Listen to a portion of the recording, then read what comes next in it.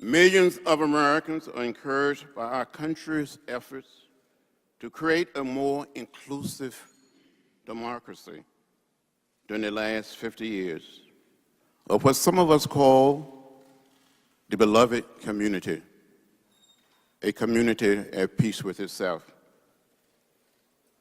They are not a minority. A clear majority of Americans say they want this to be a fair, just, and open nation. They are afraid that this country is headed in the wrong direction. They're concerned that some leaders reject decades of progress and want to return to the dark past when the power of law was used to deny the freedoms protected by the Constitution. The Bill of Rights and its amendments, these are the voices I represent today. We can pretend that the law is blind. We can pretend that it is evil-handed. But if we are honest with ourselves, we know that we are called upon daily by the people we represent to help them deal with unfairness in how the law is written and enforced. Those who are committed to equal justice in our society wonder whether Senator Sessions' call for law and order will mean today what it meant in Alabama when I was coming up back then. The rule of law was used to violate the human and civil rights of the poor, the dispossessed, people of color. I was born in rural Alabama, not very far from where Senator Sessions was raised. There was no way to escape or deny the chokehold of discrimination and racial hate that surrounded us. I saw the signs that said white waiting, colored waiting. I saw the signs that said white men, colored men, white women, colored women. I tasted the bitter fruits of segregation and racial discrimination. Segregation was the law of the land that ordered our society in the Deep South.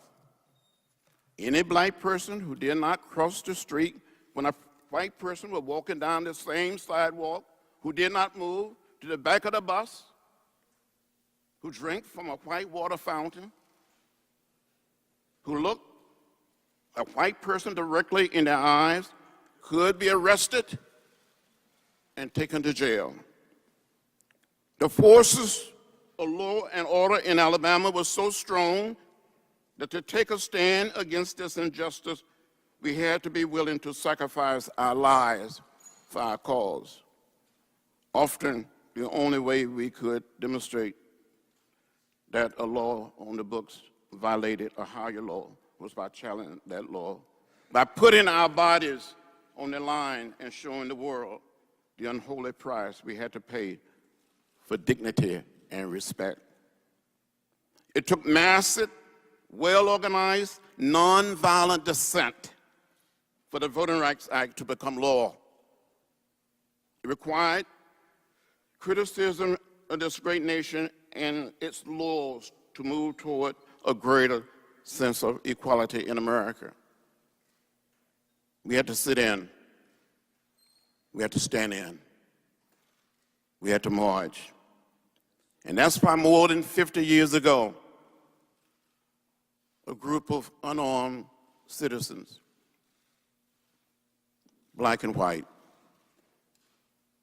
gathered on March 7, 1965, in orderly, peaceful, nonviolent fashion, to walk from Selma to Montgomery, Alabama, to dramatize to the nation and to the world that we wanted to register to vote, wanted to become participants in the democratic process.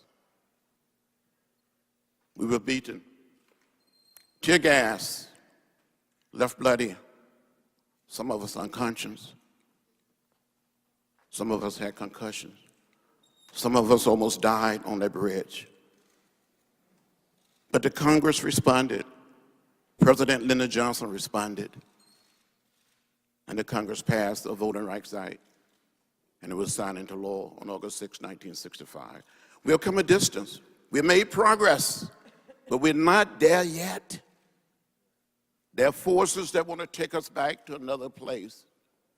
We don't want to go back. We want to go forward.